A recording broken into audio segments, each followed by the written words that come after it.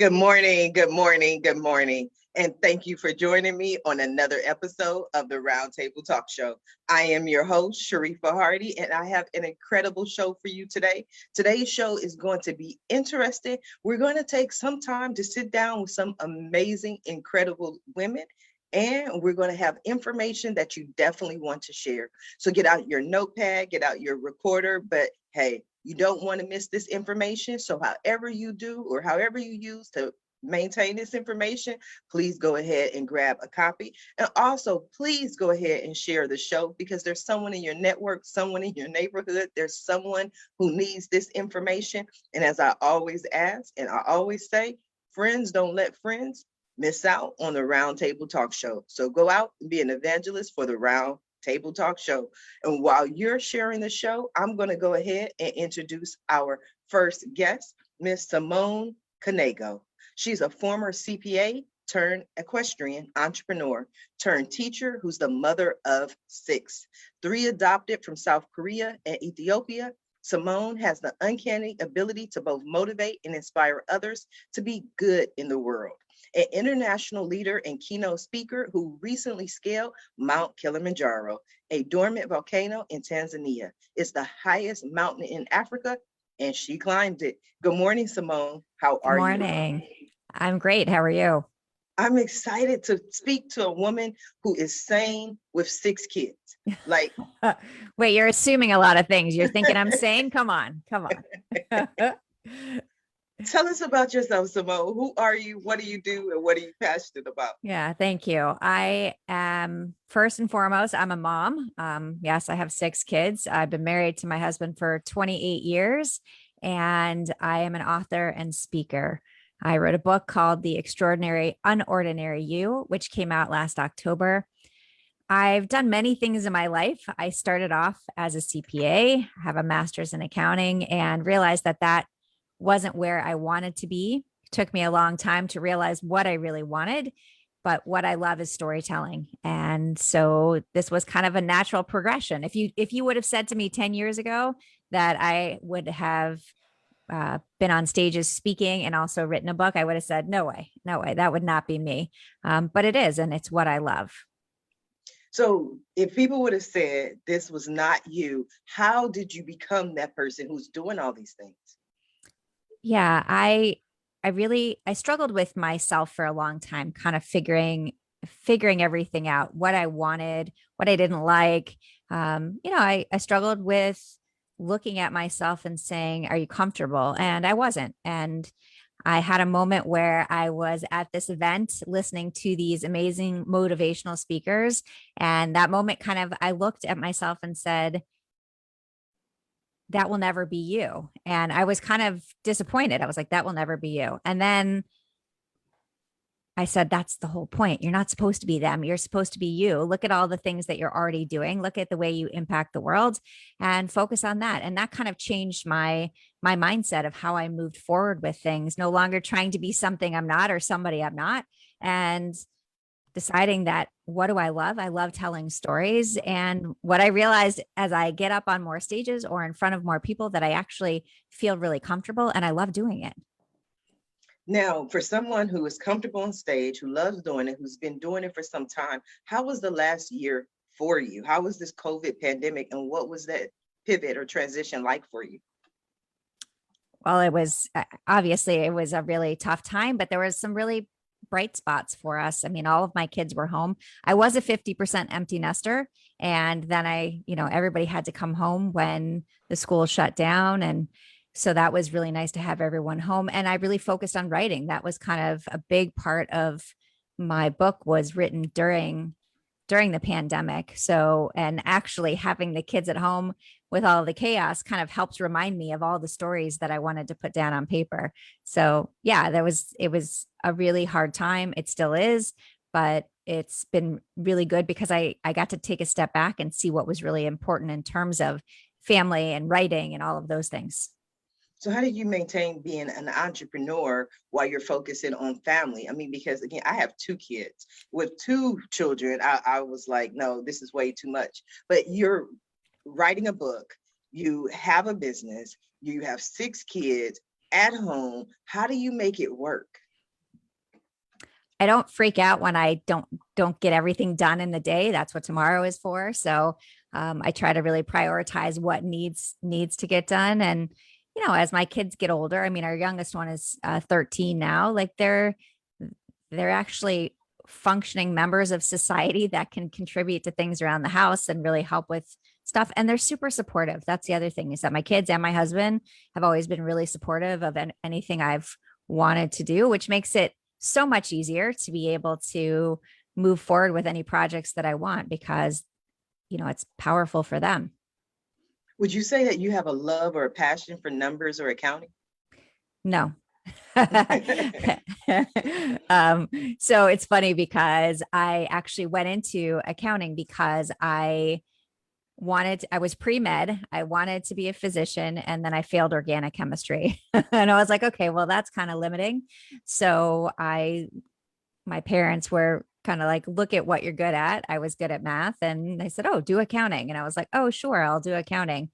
And then I was like, oh, I do not love this. So, and over time, what's funny is when I was younger, I used to hate writing. I used to be like, oh my God, this is such a challenge, and coming up with the words to describe things.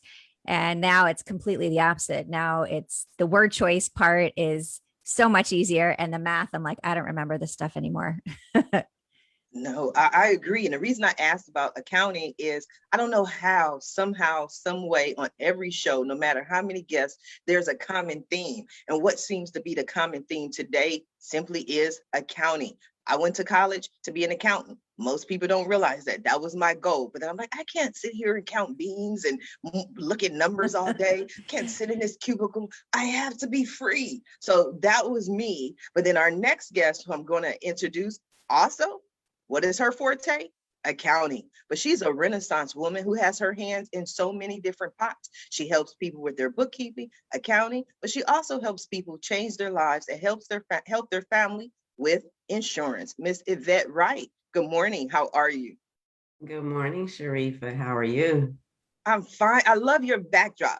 And one of the reasons I love it is that I can see your face, but because of the star behind you, it's almost like a halo just Right. over I your just head. noticed that too. That's so awesome. It is. It is. It's a great I'm look for glad. you. Thank you. Thank you. Thank you. So, Ms. Wright, tell us about yourself. Who are you? What do you do? And what are you passionate about? Okay. Hello, everyone. My name is Yvette Wright. I'm a bookkeeper, a mother of two, um, a loving daughter. I have a lot going on. I didn't realize what I have going on. I am an entrepreneur, to say the least. I am passionate about doing hair, changing people's lives, making people beautiful, making people smile, making people happy. Also, again, helping with life insurance. That's what I do. And providing the best services that I can to a lot of families.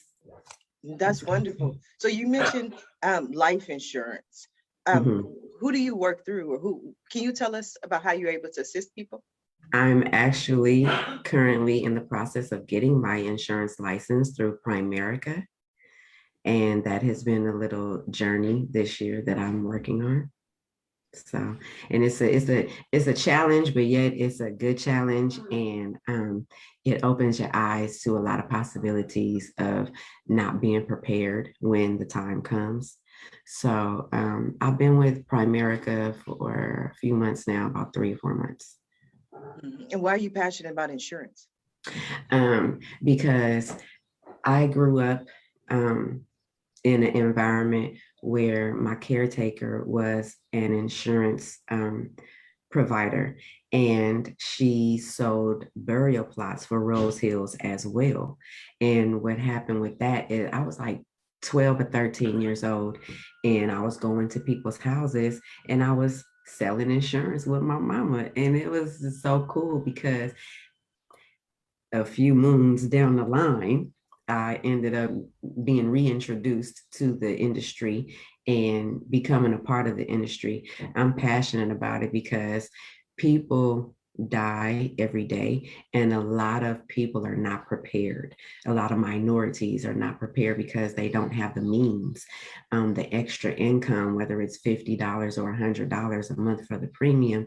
Some people just can't afford that, and it's really important, no matter how big or small the policy is, to be prepared before an unexpected event. Mm-hmm. Now, I was just all in Simone's business, asking her about her kids and how she lives her life with these 6 kids running around. You have 2 kids, Yvette. How do you balance being a Renaissance woman who, like you said, you help people become beautiful, you do their hair, you bake, you are in insurance, you're in bookkeeping. How do you wear all of these different glowing halo hats while still being a mom, still being a daughter? Well, being a mother to my 2 is easy. My daughter is 26 and she's living her own life. And my 16-year-old, he's self-sufficient, very intelligent, very smart. So it's very easy to kind of let him be his own independent person. I think young men, especially, not saying that young women don't need that, but young men need to find themselves, especially when their father is not in the home.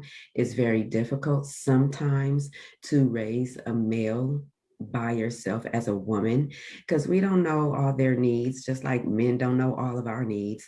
So it's a challenge, but it's easy. It's an easy challenge. It's not something that is out of my reach or that I can't do. I kind of let him be himself. He does his Zoom classes and then he games. And so I'm cool with that. That balance works out very fine for me. As long as he's not outside running the streets, I'm good. Hey, I know it. Too many young teens are out running the streets. I say the same thing about my 24-year-old. He's here at the house and I love it. Now, being that your children are older, it allows you a lot more freedom. Do you feel that with this sort of empty nest syndrome that you have a restlessness where you're like, okay, I can do more? Like Simone just wrote a book during the middle of a global pandemic. Have you considered writing a book or expanding your career? I have actually for many years. For me, like more than 20 years, Sharifa, I've been thinking about writing a book. My story is deep, as you know, and it will make somebody cry. It'll make Simone cry just listening to me. But that is something that I admire. I have a good handful of high school friends who are now authors. And I admire that. When did y'all find time, you're such as yourself? When did you find time to write a book? And I think that's so good that I think now that I have a means to write my book other than notebook, paper, and a pencil, I can now put it into fruition and make it happen this year. Like that's one of my goals before the end of the year is to write Okay. Well, let's get that book written. Now, Simone, one of the questions Yvette asked was, how do you find the time? And I know, again, it's a global pandemic. You were at home, but, life pulls us. We talk about the kids, but I mean, life in general pulls at us. How do you find that time to sit down and write? So I scheduled it just like I would any kind of job. So I would say from this hour to this hour, I am writing, and I would say it to the kids, say it to my husband, it's in my calendar. And that's what I would do. And because if I don't put something in my calendar, it just isn't going to happen. It's kind of like there are 50 million things every day that pulls us in different directions. So by scheduling that time and making everybody aware, like, okay, this is my time. Don't bother me. I'm not going to answer you. Don't call me. Don't anything. It really helped. And that's kind of how I got through it. And they started believing me after like the second day where I said, I'm really not going to respond. I am not mom right now. Don't call me. I'm not answering. You ignored the kids, Simone. They was like, Mom, we need Cheerios. And you're like, I'm not answering. Yeah. Well, you know what? They should know where the Cheerios are by now. Hello. You got to train them. Yeah, there's certain things like they can accomplish. There's times where I'm trying to ignore them and something real happens and I'm like, okay, I can't ignore that. But in general, like, oh, they can function for a few hours. I mean, hello, please. Okay. Now, I've learned as a published author, I've learned certain little tips and tricks that I like to recommend to other people. My number one thing that I tell people is get the book out.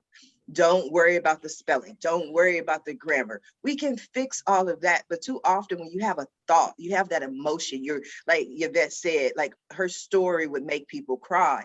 You want to get it out because when you start analyzing it, it's like you lose that thought. The other thing I like to tell people is don't wait until your book is about to be published tomorrow to start promoting the book, to start building your email list. You know, you want to do the coming soon, is coming soon, is coming soon. It will be out in September, as opposed to people who get to August 31st and are like, my book's live tomorrow, and you haven't built this momentum. So to me, those are like some of the top two strategies or tips that I live by and I recommend. Simone, have you found any that you would definitely say to someone like Yvette, whose goal is to write her book this year? Yeah, absolutely. Very similar. Set a deadline and, keep that deadline. So I could have kept writing for 8 more years, and never published it and I think a lot of people do that. They feel like, oh, there's going to be a mistake or I missed something. Okay, that's okay. I mean, there were definitely mistakes in my book. One of my favorite ones is I didn't notice it. I had someone edit it. They didn't notice it. I, instead of saying turning lemons into lemonade, I said turning lemonade into lemons. And so a friend caught it. She was like one of the first people to read it once it was published. And she's like, was it supposed to say that? And I was like, yeah, it was that. Didn't you know that was my superpower? I can turn lemonade back into lemons. And, I had to joke it off because, but yeah, we all make mistakes. We're all human, but we shouldn't let the thought of that stop us from moving forward. And especially, I mean, for me, it was, this is the deadline. Whatever you're done with at this point, you got to be done because otherwise it will never happen. Absolutely. Now, Yvette, there's a Tanya Davis in the comments who says, Yvette, your story can also save a life and give hope to others. It's go time. So what are your thoughts on Tanya's comment? First of all, good morning, friend. Tanya Davis in the house. I accept all advice. And especially where I don't know something and I need to learn more on it, such as this book writing or publishing. And I have a publisher. She's my tax lady. Give a shout out to Remy Red. She's a publisher and, she's publishing books from inmates. For inmates. And it's so awesome because I'm like, wow, like if they're doing it, I know I could do it. They don't have nothing but time. So I'm like, okay, I need to get my story out, like Tanya says, because you never know. I could save somebody's life, being the testimony and the walking testament that I am. Yes, I probably could. I wouldn't doubt that. Maybe Tanya need to help me. Maybe we'll get you some help, but I want to go back to the specific question because to me, and I'm, because it feel like to a certain extent you danced around the question, which was not specifically about the advice that you're receiving, but your story. I mean, do you feel that your story can save lives, or that if you don't tell that story, then somebody else won't benefit from the lessons? I mean, because we even talked about Simone. Simone's wonderful lady. She's looking out for kids. She has 3 kids of her own. She adopted 3 kids to give them a better life. I know you've had a certain challenge in life with this process as well. Other people are going through that. Do you feel like your story can benefit them? Yes. I'm strong. I'm still standing. I've been through a lot of trials and tribulations. And yes, my story can save someone's life. I've been told many times before that the things that I have gone through should have landed me 6 feet under, or I would be, a well, how can I say it? I would be an asset to the streets, basically. And that is not my forte. That is not my direction that I want to go in, or that I want to portray my life. That's not who I am. So I do feel like by getting my book out and telling my story, yes, I was given up at 5 years old, and I was put in a cab. and sent to the police station so that I could be a ward of the state, and did not get emancipated until I was 19. And a lot of things happened to me in them 14 years. And I do believe that if I told my story in a book or live or anywhere when people know it, um, it could possibly change somebody's life, because I'm still standing and I'm still here. And no matter what we go through in life, and no matter how many hats we wear, or how many times we try to hide from our kids or whatever, our story is so strong and so powerful that it will, I'm not saying it could, it will, it can save lives. Yes. You're about to have some church up in here today. I'm getting Wow. Girl, I emotional. almost I'm started, feeling I it. almost reached for my tissue myself, because Simone, she's giving me life. Hearing her story a little bit is powerful too. Being able to be an accountant, being a mother, and then being an author. That's 3 hats just right there, and not to mention a chef, a housemaid. Chef is questionable sometimes. I'm not the best Right. cook. Short order cook most days. I think I share that hat in this house. I don't know, but yes, my story could save a life. Yes, ma'am. Simone, when you hear Yvette talk about her story and before I even go to Simone, let me come back to you, Yvette, because I was going in a different direction and that was horrible as a host. First of all, I'm so sorry to hear what you've gone through. I didn't even know about this whole cab story. And I said a story like it's a book, but it's your life. But the fact that you can be authentic and vulnerable and say, you know what, this is what I went through. This happened to me. And so to say that you're still standing, you're still strong, and you're still here, I applaud you. Look at God. Praise God. Through the grace of God, you are still here. So I think that is amazing. And like Tanya Davis said, it'll help other people who have gone through their experiences.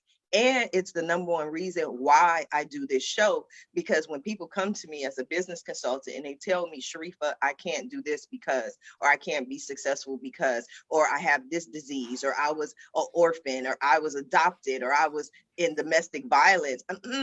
Let me show you someone who has done it, someone who is doing it. So I don't believe in any excuses. So I just appreciate your authenticity. So now let me go to Simone, and I'd love to hear your thoughts. Well, I have a lot of thoughts on this. So first of all, everyone has a story. And I think it's so important that we share our stories.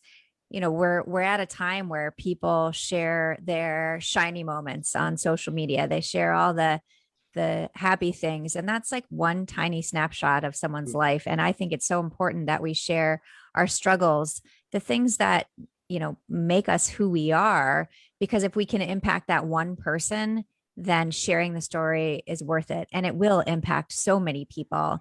And we never know what anybody else is going through. Like you just said, you didn't know that story. And we don't know anything that's going on behind people's 4 walls until they share it with us. And so I think it's so important to do that. And going back to the can't comment, in our house, we say can't means won't. If you say that you can't do it, it means you won't even try. You can do stuff. You just have to sit down, set the goal, and put the work in behind it. And then you can really accomplish pretty much anything you want to. You just have to work hard and keep at it and believe in yourself. Yes, that is so absolutely true. But I want to go back to something you said about the social media, because the people who know me know, and some people tell me, Sharifa, you overshare. Like, I share almost every aspect of my life. I usually try to take out the names to protect the innocent and the guilty. But when something happens, I like to share it. And it's for that same reason. It's because, okay, if I can share all my wonderful shows, my wonderful interviews, and every time I'm out having a wonderful time, why can't I discuss when I'm having, an issue or a problem? Because maybe someone else is dealing with that problem, and maybe someone else can tell, because I'm a hothead. Everybody who knows me knows. And people will come in and they will say, Sharifa, you could have handled it this way. You could have dealt with it this way. Why did you, but I'm like, I'm just trying to share my thoughts. So do you ever feel or get that feeling from other people that they don't want to hear the negative, or it maybe it's not even negative, but they don't want to hear anything that's not 100% positive? No, I think what I've found is that people want to hear the struggles, because that way they feel like they're not alone. I think sometimes people really do feel like they're alone in their struggles. And then until you have that conversation and someone says, wow, I'm dealing with something similar and I would have never talked about it because I was so uncomfortable to talk about it. So I've actually found the opposite. That's not to say that I, I'm sure not everybody wants to hear it, but that's okay. The people, if you are having a conversation with one person and they want to hear it, then it's worth having that conversation. Doesn't need to Mhm. be a million people listening to me. Yvette, I'd love to hear your thoughts on the same question. Can you ask the question again, Let please? me ask the question in the form, the sentence in the form of a question. What I'm saying is sharing on social media. Do you find that you only share the positive aspects of your life, the positive aspects of your thought, or maybe, you want to share other aspects of as well? Social media for me is entertainment. However, I have used it for therapy, for free therapy. I will get on social media and post negative things sometimes. Sometimes I have to take it down because I don't want that energy in the atmosphere. And so then I'll retract the message or the post. But I feel that I do sometimes I put too much business out there. Yes. I have been inboxed about my language or inboxed about uh, things that I say on social media. I have people watching me, and you do have to mind yourself. You have to mind your mouth. You have to mind your language when speaking, because you could possibly, even with your own story or with the language that you use, offend someone. So I share, and sometimes I overshare, and that too can hinder um, some things, like I wouldn't say success so much, but it would hit friendships perhaps, and business relationships going forward by oversharing.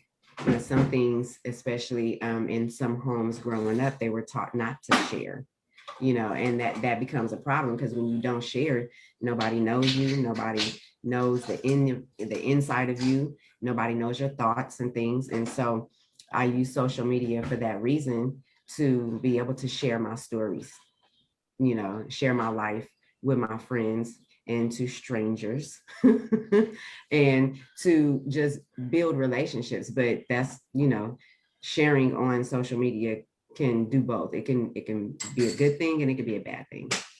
I want to go back to something you said about the inbox.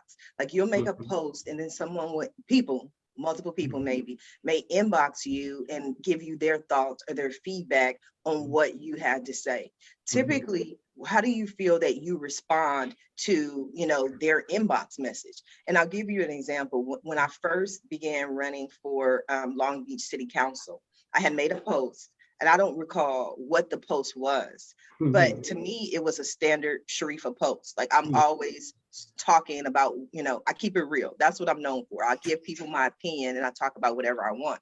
So Mhm. whatever this post was, it wasn't uncommon for me as an individual. It wasn't uncommon for me as a person, for Sharifa to have made this comment. But yet I received inboxes where people said, Sharifa, you're running for city council. You can't say this. And that was 2 years ago. Then I made the announcement that I was running for, I mean, not, excuse me, not running, but I had just announced I was president of the Black Chamber of Commerce. Immediately, I made a post, said a few things. I get the inboxes where people like, Sharifa, you're the president of the Black Chamber of Commerce. You can't say that.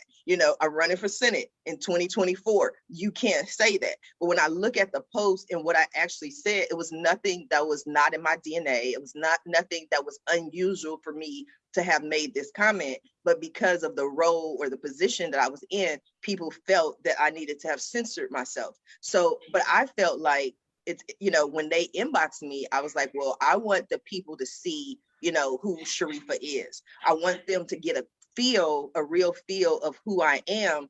And this is who I am. So I didn't take the comments down. I didn't remove it. I didn't explain it. I didn't change. For you, how did you respond to the inbox messages that you received? Um, Depending on who the messages were from,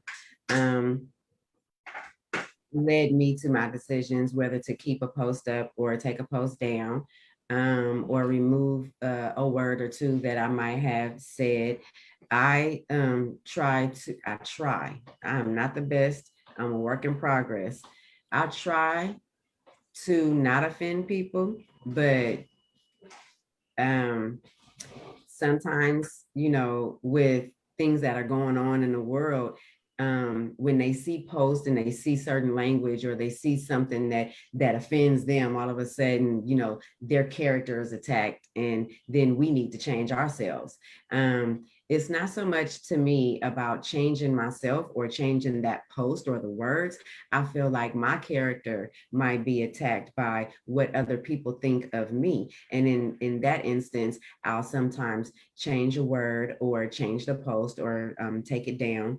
A family have come to me and be like, that's not nice. And so I'll say, yeah, kind of right. I was in my feelings, and I'll take something down. That way everybody is not necessarily in your business, and things don't get super personal on social media. I think with the inboxes, people tend to voice their opinion and say how they really feel. And then it's up to you to make the decision whether you want to keep that post up or take it down or address their situation. Most of the time I don't care. But that's okay. And sometimes it isn't. When it isn't okay, like I said, I take it down. And when I'm inboxing about something I know I did wrong, or I said something that wasn't pleasing to social media, then I remove it. I try to be professional as possible sometimes, but other times, I go for it and I let it go. Yeah. Because I do believe that me being who I am is who I am. It's not who you are. It's not who Miss Simone is. It's not, anybody else on social media. I'm here to entertain. It is entertaining. It is social media, but it also brings up another point. Like for me, even some of the personal comments that I made and on my Facebook profile, I would never make on LinkedIn. I would never make on Twitter. Yes. I would never make on my Facebook page, but I feel like, hey, this is my page, my social media. I want to comment on what's going on in the world. I want to give my thoughts as well. But people just see me through the lens of politics or the president of the Black Chamber of Commerce. So it's a fine line. Simone, I love to hear your thoughts. Well, quick question. When you get comments like that, how many people is it usually that are responding like that? Is it just a couple, and is it always the same people? I seem to find when people get upset, it tends to be a small proportion of the people, and it tends to be the same people every time. Yes, for me, it was a couple of people, but the one that stood out the most was when I was running for city council, and the person who inboxed me was someone who was a volunteer on my campaign team. And she was the type of person who felt like, she was in charge and everything had to be a certain way. So basically, she was reviewing my social media to bring it to my attention to say, if we're going to do this, if you're going to win, you have to be a little bit different. You have to change. And I'm like, I'm 45. I never changed myself for anything I've ever done in my life. So I have found, just like when I built my first website in 1994, when family members told me I was lazy because I didn't want to go get a day job, and they felt like if you don't leave the house and you don't work, then you're lazy. I think sometimes when people try to protect us the most, they want us to be safe. They want us to walk that fine line of everything's okay. You don't make any waves. You don't upset anybody. And I'm like, that's Lord have mercy. I love my life. Life is good today. Today is good. I went in a totally different direction today because I wanted to have this. Did I answer your question, Simone? Yeah, I did. Because I tend to find that, I think that sometimes there's certain things that we feel like we have to do, but I tend to want to just be me. And that's what I've realized over time is that's what people actually want to see is, you being authentic, because changing yourself just because someone else doesn't see it the same way, I don't think it benefits anybody. Absolutely. So I love to hear the thoughts of our next guest. We've been talking a little bit, but let's introduce Ina Rasputnia. Ina is a stock and futures trader and finance expert with 12 years of experience. She passed NFA Series 3 license exam and now in the process of hedge fund incorporation. Also in 2019, she received the award Leading Innovator in Wealth Management and Most Outstanding Woman in Finance. We haven't heard from him yet, so give it up for the Yes. Good morning, Ina. How are you? Good morning. Thank you for inviting me. It's a real pleasure to be here. Absolutely. It's a pleasure to have you. We've been talking about accounting. We've been talking about writing our books. We have been speaking about being our true, authentic self on social media. We love to hear your thoughts. But before we do that, Ina, please let us know who you are, what you do, and what you're passionate about. Well, I am passionate about my job, certainly. I am a big fan of trading and investing, and I like to study every little thing about stocks and futures and so on. And I believe that my business is great because there is always a next level in this business, and you can always grow and grow. And this inspires and motivates so much. And besides, I am very passionate to help others to navigate the world of financial markets. And, it's also very useful for myself because sometimes I forget some things that I used years ago, for example. But when I talk with beginners, it's just a great way to remind some interesting strategies that I used but forgot with the time and so on. What are some of the strategies that you recommend for building wealth? Well, it depends. First of all, you have to understand your risk tolerance. I know that it sounds so boring, and that's why most of the investors are trying to skip this step, but it's number one, because people usually have a great desire to find the stock that will rally 100% or 1000%. But the thing is, it's a growth stock, and growth stocks have a huge risk compared to value stocks, for example. So when it comes to real investing, people realize too late that they are not ready for this kind of risk. And that's why it's so important to understand your risk tolerance at the very beginning and to invest in stocks or other assets that suits your risk tolerance and not the other way around. Mm-hmm. Have you written a book? Yeah, I've written a book, Basic Instinct of Trader, and also I'm writing the second book, which will be available very soon. And in my first book, I shared the strategy I used for swing trading and the way I used so-called compounding or pyramiding, but I developed it a bit modernized to current market, because market changes all the time, and we have to review the strategies at least once 5 years, for example, or something like that, because our market is getting faster and faster, and it's getting more and more aggressive, and we see more and more parabolic rises. It's the type of an uptrend, but when we don't have a pullback, it's like almost a straight line to the upside. And this kind of moves are very risky for beginners, for example. But for experienced investors, they give a great opportunity to profit very fast. Mm-hmm. Simone, do you do any trading or investing?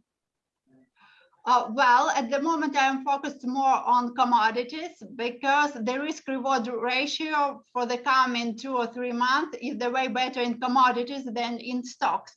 But later, I will come back to stocks trading again. Absolutely. So I want to hear from Simone whether or not she does any trading or any investing. I do some basic investing, but I know nothing about trading, and I kind of get things that I like that I feel are going to be powerful moving forward. And I'm pretty basic when it comes to anything investing. How about you, Yvette?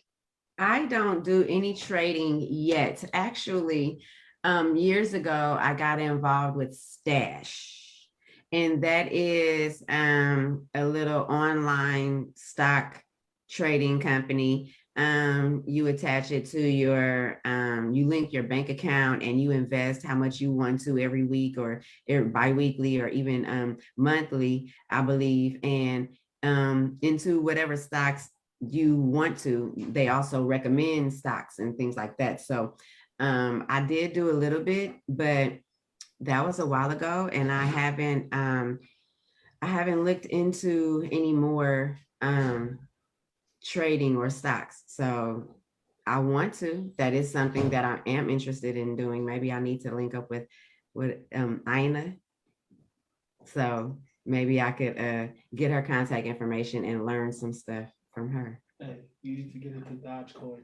Ina, if Yvette wants to know more about it, are you in a Bitcoin, Ina? No, I don't engage in Bitcoin because there is not enough historical data. You know, I'm an old school trader and I want to filter my trades to have the most high winning rate and the best risk reward. So actually, I don't care what to trade, stocks, commodities, or something else, but I need a strong setup, fundamental setup and technical setup. And when I see the asset that has strong setup for rally or decline, I will trade it. So regarding Bitcoin, I made a forecast a few years ago when Bitcoin was at 16K, and I forecasted it will drop to 3K and then bounce from that level. But it was the only forecast I made regarding crypto. So I prefer to trade markets where I have the way bigger chances for winning. For example, last year we had a very good trade and I shared it on YouTube with my followers. It was corn and I focused on big rally in corn. And actually corn gave 15K profits per one contract, per one futures contract. So it's, the risk for that trade was 1K. So it's just amazing risk reward. And for example, crypto won't offer you the same risk reward. So it's all about your risk tolerance and it's all about your style, I would say. So crypto are not suitable for everyone. Yes, I'm not against crypto or something. I'm not saying it's a bad way to trade or something like that, but it's not my style just. I'm too conservative for crypto. How about you, Yvette? You doing crypto, considering crypto? It's funny. I was introduced to cryptocurrency probably 20 years ago and Bitcoin, and I just never really got into it. I had a roommate who was really trying to get me to invest in Bitcoin when it first came out. And I was like, what is this? I'm not interested in that. That sounds crazy. And here we are, and now it's a new hot thing. So yeah, no, I stayed away from it. But I should. I stayed away from it and it was weird, but when it first started coming out, I didn't really understand it. To this day, I don't really understand it, but I saw a post on Facebook that came out from Facebook and they put out a whole press release that said if you were doing any type of cryptocurrency or Bitcoin, then you couldn't advertise and use Facebook advertising to market it. And I was like, well, if Facebook doesn't trust it, then I don't trust it. But over the years, I've heard different opinions. Some people have said the main reason Facebook put that out is because they're trying to come up with their own cryptocurrency. So I don't know what to believe. All I know is that I am learning and I am growing. Did you hear the same thing, Ina? Certainly, but I want to pay attention to some facts. And first of all, it's regulation. And if you noticed, the SEC is trying to regulate crypto markets. And I believe that if they start it, they will finish this process and all the crypto markets will be completely regulated. And once it happens, the crypto market will change completely as well, because at the moment in many countries, people don't pay any taxes from crypto gains, for example, and this will change in coming years, because look at the actions that central banks are taking. So I believe a big changes are coming, and even if the crypto will stay here forever, it will be the different type of investment and the different way to price it. I'm not sure what look it will have, but certainly the central banks will step into this game in nearest future. Wow, we have learned a lot. We've gone all over the board today in terms of today's conversation, but we are coming down to the last few minutes of the show. And what I love to do at the end of every show is just simply allow my guests the opportunity to speak directly to the audience, to everyone who is watching this show live, as well as everyone who is watching in the archives, and let them know what you want them to take away from your appearance here today. And we're going to start with you, Ina. First of all, I want to wish everyone to have confidence in what they are doing and never give up. Because in my trading journey, I had a few moments when I was almost ready to give up. And for some, I don't know, happy circumstances in my life, I didn't give up. And I am very happy I found that inner powers to stand and to continue with my business. And I am wishing the same to everyone. Absolutely. Thank you. Yvette, what do you want people to take away from your appearance here today? I would like people to take away from this episode of your show that no matter what they go through in life, they can still make things happen. They shouldn't stop just because they run into an obstacle. They should actually persevere and keep it pushing, and that book will come out. Yes, yes, yes. I love it. In the meantime, you're helping people. They can contact you for bookkeeping services. You're doing a lot. So I love it. Simone, what do you have for us today? It's it's good because it goes along with what Yvette had to say. It's that, we really just remember that we all have a story, and it's so important to share our stories, and that we don't need to change who we are. We need to change the way we see ourselves. And when we believe in ourselves, and we can, really the world opens up, we can start moving forward on so many different things because we feel proud about what we're doing and the stories that we're sharing. Mm-hmm. I mean, where can people find more information about you? On my website, SimoneKnego.com. It's a weird last name, Knego. You can find information about me, my speaking, my book, my family. It's all there. So please check it out, and please reach out if you have a question or a comment. I'd love to hear from you. Absolutely. I want to thank you all for being today's guest on the Roundtable Talk Show. And I especially want to thank everyone who tuned in to watch this show live, as well as everyone who watched it in the archives. Just because you didn't catch the live show doesn't mean you're not important in it. Definitely doesn't mean we still don't need your support. Please go ahead and share the show. But as always, please don't just watch and share the show. Support our guests. Our guests are here with you this morning to support you, to share their journeys, their stories, and their information. So support them. Their website link is in the Facebook post, but don't just visit the website. Follow them on social media, reach out to them, send them a message. And when you do, please let them know Sharifa Hardy says hi. Now, if you're interested in more ways that I can help your business, or maybe you want to be a guest on the Roundtable Talk Show, please visit my website at asksharifa.com. Until tomorrow morning, TGIF, 8 a.m. every weekday. Tune in, stay safe, and be blessed. Bye now.